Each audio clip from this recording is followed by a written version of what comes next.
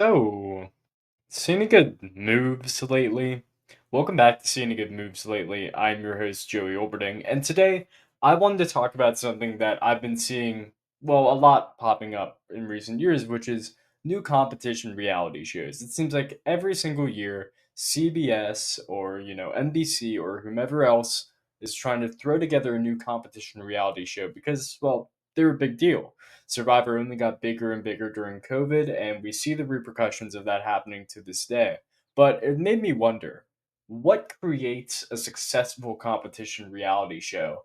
And is it the same ingredients as we might think that it is?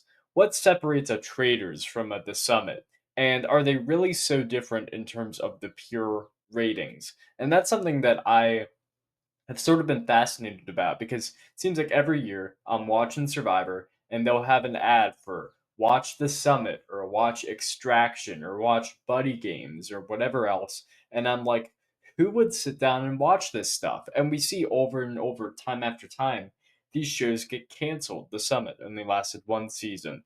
Extraction, well, we'll see, but shaky. Buddy games only lasted one season. So it's like these shows are not doing well in the sense that they're not being renewed. But how much of that is just the landscape of TV today? Is CBS and these other reality shows trying to recreate sort of the magic of Survivor season 1 or early Big Brother, or are they trying to do something else? It's a fair question. And as a new show is being released right now, Destination X, it's kind of going through the same thing, but they're trying to change things up a little. And it's interesting when you look at what, say, NBC is doing differently than CBS, and why some of these shows on NBC have been given more life and why the ones on CBS haven't. Let's talk about it. So, the first thing that I want to say is that the biggest show, the newest show, that competition reality, that's basically taken over the reality TV landscape, is The Traitors. As I'm recording this, the cast of the season got announced earlier today, so my mind's been going through it and I've been thinking about it. And it's like when it comes to the big reality competition shows that are out there, The Traitors is in that like pedestal. It's on the Mount Rushmore of what is in right now. It's always Survivor, it's always Big Brother. Amazing Race fluctuates depending on really what else is out there. But the Traders is firmly probably number 3 right now. You could say Drag Race 2 is there. I always kind of consider Drag Race its own sphere, but I mean it's competition reality, so it certainly counts. Um, Shows like The Challenge are on the outside looking in, but they still hold their place. But the Traders is there. And it got me thinking, why is the Traders so successful? I would say, well, surely part of it has to be the celebrities that they have on there, right? They bring people from all of these different shows together, and they bring them together, and they say, hey, Sari, you now get to interact with not only everyday American people, which they did in season 1, but you also get to interact with Rachel from Big Brother, and you get to interact with this housewife and this housewife. And it's interesting, and it's fascinating, and it's good television because you want to watch it, and it's interesting dynamics. And every season feels like a returnee season. It's good. It's good. And when I was starting to think about it, I was like, well, maybe just the reason why these shows aren't successful is as simple as they don't have these famous, reality TV personalities or just personalities in general. They had Ryan Lochte on season 1 of The Traders, just people to get anybody watching. And that's something that continues onto the current seasons. The last season, the Traders had basically a competition reality, like oh my goodness, like I'm going crazy here. You got Boss and Rob, you had Tony, you had Jeremy. That's just Survivor. Um, so it was pretty crazy. In terms of the pure personalities, they had Derek from Big Brother, they had Brittany Haynes, they had Daniel Reyes. I mean, I could go on and on and on. They had Wes Bergman. I mean, you know, plenty of people. And this season, theoretically, it's like, okay, in a sense, it's a step down. You have Rob Cesarnino, who is a big deal for a lot of people. I interact with him on a weekly basis, basically. RHP patron, interact with a lot of patrons all the time, every day. But he's cool, but he's also sort of niche. Like nobody's from 20 years ago is going to be like, oh, the guy from Survivor Amazon. And then you have, Natalie Anderson and Jam Jam, who are, still big deals, big deals in Survivor. They're winners, but they're also not nearly the amount of like, quote unquote, iconic that, say, Sari is, or Sandra and Parvati was, or Boston Rob and Tony was. Like, it's a step down. But when you look at the other people that are going on here, some of the non-reality show people, it's like, oh, they're building a new audience here. They're only trying to grow the scope of the show, and I think it's probably going to work because they have Donna Kelsey. You know, I don't know if the Taylor Swift buzz is as high as it was maybe this time last year or 2 years ago, but it is still certainly there, and I'm sure that some amount, even just if it's like a 1% fraction 0.5% fraction of the Swiftie fan base is interested in that, even for just an episode, Peacock is going to be happy. And the same is true of they got a guy from some K-pop thing. I don't even remember his name right now. But he's a K-pop guy, and it's like if you can get 0.5% of that fan base, you're looking good. And then they also have not one but two Olympic figure skaters. The Olympics, Winter Olympics, are on NBC this year. If you don't think that's a connection, like they're pulling as much of a new audience as they can because they realize, hey, the Traitors has made it. We don't need to continue to appeal directly to competition reality. We have people watching the show. We have people watching international Traitors because they like it so much. And so that makes me think, okay, yes, the celebrities are a big part of it. But at the end of the day, regardless of how you feel about the Traitors season 3 cast, there are certainly some duds on there. You're probably still going to watch it because the show itself is so good. So it makes me wonder, like, is it 50% celebrities, 50% the game itself, or is it a little more deep than that? And I think this is the part where it's worth looking at the ratings themselves because we don't have the ratings for a show like The Traders. The Traders is a unique show. It streams on Peacock. We really don't know the pure numbers when it comes to, oh yeah, this many people are watching Traders. That number's constantly going up. It's just the sort of death of cable TV as we know it in a sense that the most popular shows are the ones that go straight to streaming. Love Island US is the same way. Another quote unquote competition reality show. It could be on the Mount Rushmore of the ones that are in the most, if you count it. I think it's a totally different sphere. It's a dating show and then a competition show like barely. So I wouldn't count it. But I mean, that's the thing. These are the shows that people are talking about online and stuff like that are the ones that are straight to streaming. Meanwhile, the ones that are on cable comparatively seem to be just much less big of a deal. Part of that might just be Paramount Plus versus Peacock. Peacock's got more interesting actual shows and movies and stuff like that than Paramount Plus does. I don't think many people on Paramount Plus, most people who watch Survivor or Drag Race or whatever else, are not going to be too interested in the latest, 1883 or Yellowstone or whatever project, which is basically all that CBS has going for it. Meanwhile, Peacock, if nothing else, has NBC. It's got The Office. It's got Parks and Rec.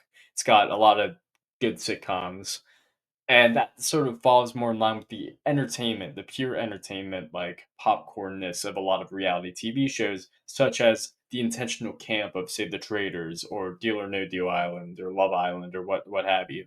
So, anyways, that's all to say that we don't know how popular The Traders is really, but we do know that it's the number one original reality series on Peacock. And apparently, I'm stealing this straight from Wikipedia, so blah blah blah blah blah. Um, the premiere of the most recent season was BBC Three's most watched show since the channel's relaunch, I should say. So it is a big deal, and it goes beyond just the reality TV space, I believe. I think people from all walks of life, people who only watch Bravo, people who only watch Survivor, people who only watch, I don't know, A random person, The Bachelor, I don't know, people who are the biggest Pilot Pete fans out there. Like there are walks of life, so many different people watching the Traitors, and it appeals to everybody, which I think is sort of the thing that a lot of these other reality shows don't do. And it's something that I want to talk about when it comes to, yeah, you have the Traitors versus a show like Deal or No Deal Island, which is still very successful. And in fact, is probably, in a sense, the most successful show that we're going to be talking about here. But I mean, the step down is still pretty clear. The first season of Deal or No Deal Islands, you have Boston Rob, and that's basically it. You got a few other relatively like well known people, Claudia Jordan, but like beyond her, Sea of Nobodies, sort of like the Traders season one. But you get a bunch of these people scattered about, and the show Deal or No Deal Island. If you haven't watched it, it's a great show. It really is. It is a surprisingly great show, much like the Traitors in a sense. But it's a legitimately good show. And the first season of Deal or No Deal Island averaged about like 2.5 million viewers an episode live. Pretty good for nowadays. It's pretty good. Um, for comparison, that's about the same amount that The Amazing Race nowadays gets live. And for a brand new property, that's pretty good. Um, Now, it kinda dipped a little down season 2, which is sort of surprising since you would think, "Oh, well, they have more celebrities and more reality TV people on season 2." They got Parvati, they got David, not like anybody knew David, and then they eventually had Dr. Will, but instead, season 2 hovered around 2 million viewers. Now, I think part of this is just probably the sophomore slump when it comes to all reality shows, or all shows in general, where if season 1 has the hype, has the most marketing, has, the this is what's gonna happen, you have this after your these commercials on during your NFL playoff games or whatnot, the season 2 is just gonna not feel as special. The only exception is something like Survivor or Big Brother, where it's like the midst of a brand new birth of television in its own way. And season 1 of Survivor is already talked about by everybody around the office water cooler. And the premiere of season 2 is right after the Super Bowl. Like, in almost every other case, I'm sure that the dip is very normal. But Deal or No Deal Island is still a show. It's going to have a season 3, probably going to have a season 4. You could argue that it is a show that people appreciate enough so that you could almost put it in that Mount Rushmore space. I probably would not, even though I think it's a great show. I just think it's a little too niche and a little too odd in concept, which I think is the reason why it takes a step back because Deal or No Deal as a show is something that's very easy to understand, very easy to grasp, but sort of forcing it together with this island narrative, I mean, you could have as good of a show as you want, but here's the thing, if the concept is not there, then it's not there, and it's gonna be hard to rope people in, and I think that's something that's especially true of a lot of the other failed CBS shows, and those are the ones I'm excited to talk about because, oh man, when watching Big Brother 25 and all of a sudden, like, partway through the season, we just take a week to talk about this upcoming show called Buddy Games, which, you should really watch. I'm like, okay, whatever. Sure. Okay, whatever. I, okay, what is this? Who cares? Why should anybody care? And you know what? It's a great question. Buddy Games came out about a year and a half ago, and it was, I guess, CBS. I really feel like it was just Josh Duhamel or whatever his name is. Like this is all he wants to do ever. Is buddy games. He made a buddy games movie. He's always talking about how he's doing buddy games with his buddies who are celebrities, by the way. Haha. Um, Crazy games like you used to play in summer camp. I never went to summer camp, so I don't really care. Like, that's the thing. I already feel alienated before even watching the show. It's like it's a show about reliving the good old days and having fun with your pals, and it's like, Yeah, you can have Big Brother try to market that all you want, all the cardboard cutouts you need. I don't really care about watching that. However, I did watch it because, love competition reality shows. I will check anything out once. I watched the first 3 episodes of Buddy Games, and I was like, you know what? There could be something here, but the thing about it is that it was not carried by the show itself. The show was carried about the drama of the people in their buddy groups or whatever it was. Like, it wasn't anything about the show itself. It's just watching people argue and watching people fight, which you can get in a million shows, not just competition reality TV. So, Buddy Games, for what it's worth, was hovering about 2 million viewers an episode, a little under that, maybe 1.9 million. I mean, compared to season 2 of Deal or No Deal Island, that's not that much of a drop off. But once again, this was a much more heavily marketed show than Deal or No Deal Island season 2 was. Now, to be fair, different networks, NBC versus CBS, there is a bit of a difference there for sure. But I mean, there's still something to be said that buddy games did not have the star power, did not have the interesting game format, did not have the same, lovable host or whatever, and just kind of was worse in all aspects. And the ratings, for the most part, reflect that. So, buddy games. Wow. Extracted, similar situation. This show I feel like was marketed way less than even Buddy Games was, at least to me. I mean, I saw previews for it all the time, but to me, I was never like, "Oh, that's interesting." Maybe part of that is because it's hard to put like the game format into a 20-second promo or whatever that you see on television. But like, this is the thing, CBS feels like it's still trying to market towards specifically people watching cable television today. And this just kind of speaks to CBS versus NBC as a whole. While NBC is like, yeah, we could do that, but that is not what people are watching anymore. People are watching streaming services. That's the future, or I guess the current, I should say, of television now. There's a stark difference between the two. And while we don't know the ratings of the Traitors, I am very sure that they are higher than the about 1.5 million viewers live that Extracted, which just came out, by the way. Probably CBS's last, like, really trying to do something before Destination X, which just premiered a few weeks ago. Um, that was their last new reality show. Like, maybe this will catch on. It did not. But hey, the show is being renewed for a second season, so there you go. I believe I said that this is CBS before. I believe this is a Fox show. I will be completely honest. Yes, it is Fox. I did not watch it. Extracted did not seem interesting to me whatsoever. A lot of this is sort of my subjective thoughts on what I think is an interesting reality show and what isn't. And Extracted did not sort of scratch that itch for me. I do want to talk about a show that I skipped over, which is a CBS show for real, and that's The Summit. And The Summit was marketed as being like, okay, this is the show that comes on after Survivor. You like, hard edged, in the wilderness, grueling but mentally tough and strategic gameplay. That is The Summit. We are going to take you, put you up a mountain. You got to make decisions. You got to vote people off. It's kind of like Survivor, but on a mountain.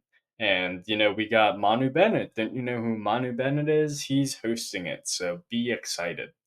And I feel like CBS is really trying to market this one a lot. Like they were really, really trying to say, okay, watch The Summit. The Summit is the peak of entertainment, shall we say. Um, of course, not that many people watched it. I watched the first episode. I watched the first 2 episodes actually, um, but it didn't really grab me. I wasn't amazed by it. I was like, okay, this is kind of just Survivor, but worse.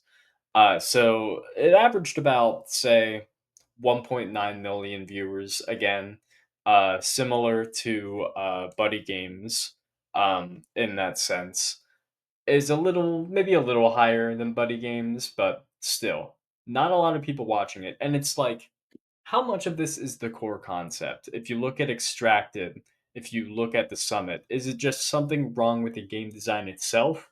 It would be so easy for me to sit here and say, yeah, the reason why a show doesn't work is because the game isn't good. But I don't know if it's quite that simple. I don't know if it quite is like that. I would probably say that it's not, in the sense that is not all the shows that catch on are great shows. I One of the things that I truly believe is that The Amazing Race is by itself not really that great of a show.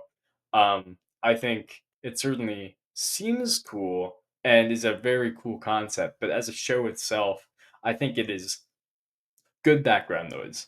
But the show constantly it's a consistent show. It consistently has 2.5 million viewers, live, which is, as you can tell, still very good. It's cheap to produce. You just get a few people, few cars, few cameras, few mics. That's basically it. And yeah, you ask the country for permission to film, I guess. But, pretty pretty simple. But generally, I think the show's a little boring, and I would like to say this, that I think The Amazing Race is a show that should always be celebrities, sort of like how the Traitors nowadays, at least in the U.S., is all celebrities and prior reality TV personalities. The show The Traitors doesn't need to do that. I think it's an interesting show regardless of whether you have a Christian be a traitor or you have a Suri be a traitor. I think it's fascinating regardless, just to see how people act under different factions, who gets seen as being a traitor even if they're not, how the round table goes. I think that's certainly more interesting when you have reality TV veterans, but I think it's interesting regardless. With The Amazing Race, it's like, what are the most interesting seasons? To me, the most interesting seasons are always the all-star seasons of The Amazing Race. And I say that as someone who's watched a lot of The Amazing Race, parentheses, in the background. While for shows like Big Brother and shows like Survivor, a lot of the times I would argue that seasons are much more interesting when it's not all stars. I think it definitely depends on season to season with those ones for sure, but that is something that I would certainly say is a strong argument I would make, if nothing else. Anyways, that's all to say that that's something that the Traders has that, say, a show like The Summit doesn't have. But it's interesting when you think, okay, well, in that case, it must be just reality TV. Reality TV does well when it has people that you know on it. Shows like The Summit, if they had maybe more celebrities on it, they would do better. Well, we kind of have a case of that now where we have Destination X. It had Josh Martinez on it. And look, I will be honest with you. I don't care about Josh Martinez. I'm certainly not the only one who doesn't care about him. But, I watched Destination X because I think it kind of, in a sense, strikes all the balances. It has an interesting concept. It's got at least one person that you might know on it. You got a celebrity host. I think the concept's pretty cool. To me, it's kind of just like GeoGuessr, but a competition show. You go to a random place, you got to figure out where you are. That is interesting. The format for the show itself is actually way lamer than that, though. You're constantly on a bus. You get to just kind of look around a location for a little bit. And I don't know. I think there are ways that it could have been cooler. But I mean, you look at the viewership, just purely how it is, it's higher than your buddy games. Right now, there's only been 3 episodes released as I'm talking about this, as I'm talking to you, but it's 2.1, 2.1, 1.8. So averaging probably around 2 million. Pretty good. Pretty good. I mean, it's better than what else CBS has put out, and I have to imagine, like The Amazing Race, you just go to a location, you got a few cameras, really even less than The Amazing Race, because you have one bus that you're driving people. You got some weird VR headsets going on, but other than that, pretty easy show to produce. Like, this is the type of thing that I could see being renewed and coming back for another season, but it also sort of depends on how it sticks to landing, because, I mean, it's got some problems for sure, but that is sort of an example, almost like the or no do island, where the show itself is. interesting enough so that it could probably work without celebrities for the most part, but having a celebrity or two probably helps it out a little bit. But what happens when a show is all celebrities? What if you're like, okay, well, celebrities work. Let's just have it be all celebrities. Who even really cares about the game show? Well, that's where you get two shows that have come out as of late, where you have The GOAT and House of Villains. The GOAT to me isn't even really worth talking about that much. It's just an Amazon Prime version, a worse version of House of Villains. I watched The GOAT. I actually enjoyed The GOAT, but it is um not House of Villains. House of Villains has a concept. House of Villains is we take a villain's the most interesting part of reality show, put him in a house, see what happens. You gotta vote him out like it's Big Brother. You gotta banish them. So it's good. It's a good core concept, but the core concept itself isn't interesting. If you had a bunch of people in the house, you got to vote them out. Okay, that's baby's first reality show. The reason why it works is purely because of the personalities you have on the show. And it makes you wonder, like, okay, well, how much does having the HBIC Tiffany New York Pollard on the show matter for the viewership, for the ratings? And I'll tell you this much: people talk about House of Villains online. People love House of Villains. People say, you know what? It's great reality slop, maybe, but it's good. But you look at the pure viewership; it's a totally different thing. It's on E, so it is a very small network compared to your CBSs or Foxes or NBCs. But you look at the viewership, it's about 200K an episode live. That is nothing. Now, obviously streaming is different now. It's way smaller or way bigger than, live cable television. But that is still not good. And part of this is all obviously we don't really know how well these shows do. I'm sure that, streaming services are being pushed way harder than cable television all the time. But I do think looking at the numbers that we do have, as weird as they may be and as imperfect as they may be, are important for determining what is actually working in terms of getting the average person who watches television to watch your competition reality show. And to me, House of Villains is a very specific niche and the show itself isn't really that interesting. You're watching the show to see Joel McHale rip Johnny Fairplay apart. You're not really watching it for the show itself, and I think a lot of people who watch Survivor or who watch Big Brother don't really care about who they're seeing on their television screen. They care about the game itself and the interesting television and the interesting dynamics that come from it. That's not necessarily people that they recognize or people that they know from other places. Similar is true of the challenge. The challenge you would expect, like, okay, that's something that's been around for a long time. The challenge is an institution of the MTV days, still around, still popular. The live viewership is pretty low. It is also under the 1 millions for the most part.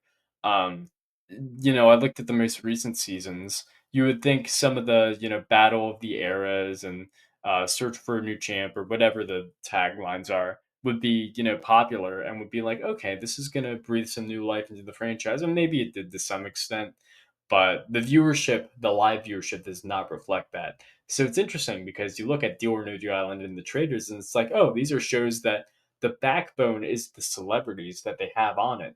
But no, the backbone is the show itself. And sure, the other people help elevate it and help get new eyes on it. But the only thing keeping a show like The Traitors afloat is the show itself. After all, The Traitors, it comes from other places. It's not like it started in the US, the UK, and, all these other versions and whatnot. New Zealand, Australia, blah blah blah blah blah. Like they don't have celebrities. They are just normal everyday people. And a lot of people would say a lot of those seasons are way better than the ones that we have in the US because frankly, good reality shows shouldn't be carried by celebrities and don't need to be. So House of Villains is an interesting example. I think it's great. The Goat is an interesting show in its own right. I don't know if it's gonna get renewed. Probably won't, but it really is like Dollar Tree House of Villains, where you just have there's no gimmick. It's just some random reality stars. Yeah, I didn't really need to see Wendell Holland again, but I guess he's here, whatever. Uh, Davon is here from Big Brother. She's cool. Like, okay, I guess that can happen. I guess. I think Lisa Vanderpump was there. Okay, sure, whatever. Uh, whatever you say. Very random people. CJ Ramos is there, grocery store Joe. You might think I'm making up people right now. I'm not.